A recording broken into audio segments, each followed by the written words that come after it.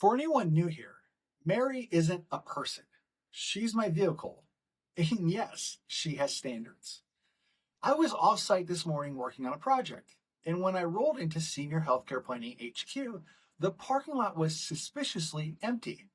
Mary, of course, prefers her personal space, so we took full advantage and cruised the garage like we were picking out premium real estate.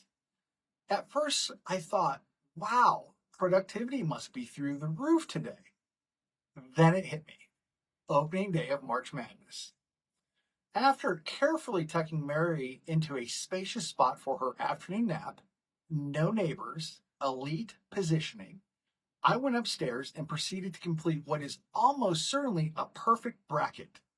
To everyone working from home today, thank you. Your commitment to flexibility created the ideal conditions for me to dominate a tournament I haven't watched a single second of this year.